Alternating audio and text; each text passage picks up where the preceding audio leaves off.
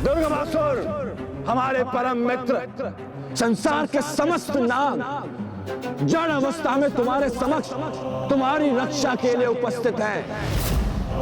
और अब इस संसार में ऐसा एक नाग भी शेष नहीं है जो सचेत अवस्था में है। तुम शीघ्र, अति शीघ्र ही अपना अनुष्ठान पूर्ण करो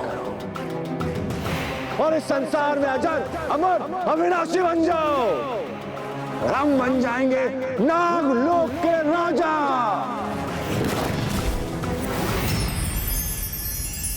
प्रथम पूज्य विघ्नहर्ता गणेश जी, आपने मेरे पुत्र रूप में प्रकट होने का वरदान दिया था मुझे। अब उसे पूर्ण करने का समय आ गया है प्रभु, मेरी सहायता करें। नागों की रक्षा के लिए एकमात्र पुत्र गणेश ही कर सकता है, क्योंकि मूलाधार चक्र के स्वामी तुम हो। इसीलिए नागों की रक्षा का दायित्व तुम्हारा है पुत्र गणेश। इसीलिए नागों की रक्षा का दायित्व तुम्हारा है पुत्र गणेश।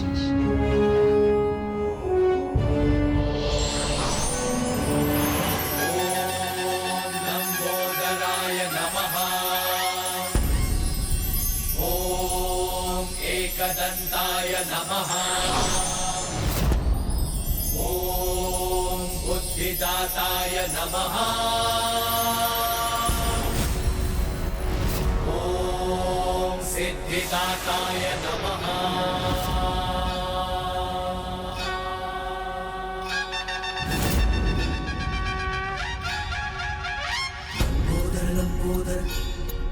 क्या हुआ नाग? प्रथम पूज्य गणेश का लंबोदर अवतार धारण करने का समय आ गया है।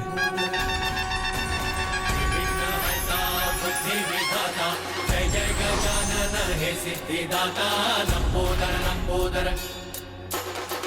बुद्धि और विद्या के तुम ही हो दाता, है ज्ञान भंडार तुम में समाता। प्रेम से जाप प्रभु का है गाता, मोह माया से है सदा पार पाता। लंबोदर लंबोदर विघ्नहर्ता बुद्धि विधाता, जय जय गजानन हे सिद्धिदाता लंबोदर लंबोदर।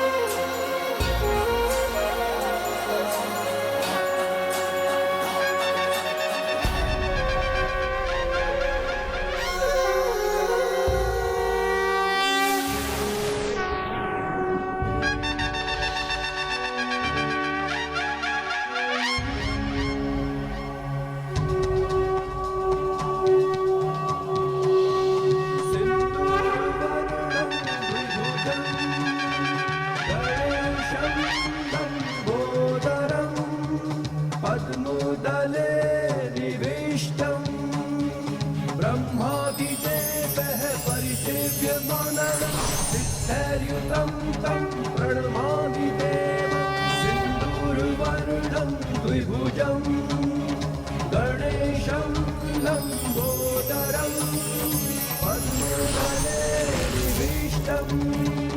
ब्रह्मादिदेवः परिसेव्यमाननं सिद्धैर्युतं तं प्रणमामि देवं सिन्दूरवर्णं द्विभुजम्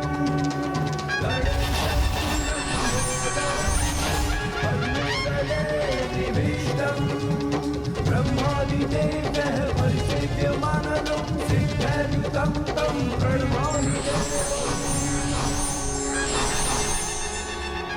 इस संसार के सभी जीवों के जन्म के समय उसकी कुंडलिनी शक्ति और चक्र सुप्त अवस्था में होते हैं, किंतु प्रथम पूज्य गणेश के लंबोदर अवतार में उनकी कुंडलिनी शक्ति और समस्त चक्र पूर्व से ही जागृत और सक्रिय हैं। यही तो उद्देश्य है गणेश के लंबोदर गणेश अवतार का। सभी सुप्त पड़े नागों को ही नहीं, उनकी कुंडलिनी शक्ति को जागृत करने का भी दायित्व निभाएगा और उसका लंबा उदर उसकी अत्यंत अद्भुत और दिव्य लीला के उजागर होने का भी कारण बनेगा। भीमाय भीम पराक्रमाय शेषनाग जी, आपको दिए वरदान के अनुसार अवतार ले चुका हूँ मैं।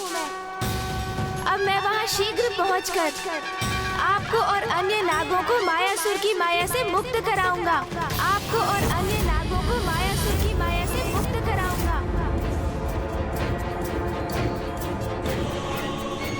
ये कैसा अनिष्टकारी आभास हुआ हमें, जैसा किसी ने हमारे विनाश की घोषणा की हो।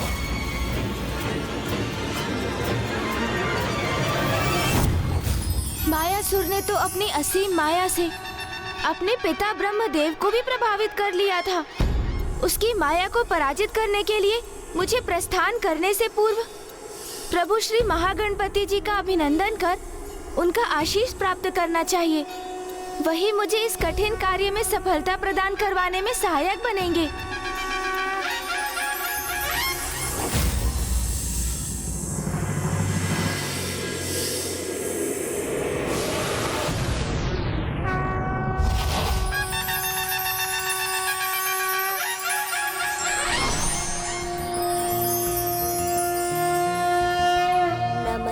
ब्रह्मरूपाय विष्णुरूपाय ते नमः। नमस्ते रुद्ररूपाय करिरूपाय ते नमः।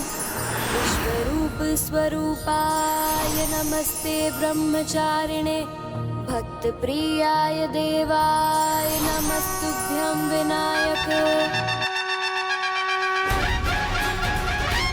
महागणपति जी, ये आपकी कैसी अद्भुत लीला है। इसके पीछे क्या संकेत छिपा है मेरे लिए? ये उस परम सत्य का सूचक है पुत्र गणेश, जिसे संसार के अधिकांश जीव देखने और समझने में असमर्थ रहते हैं।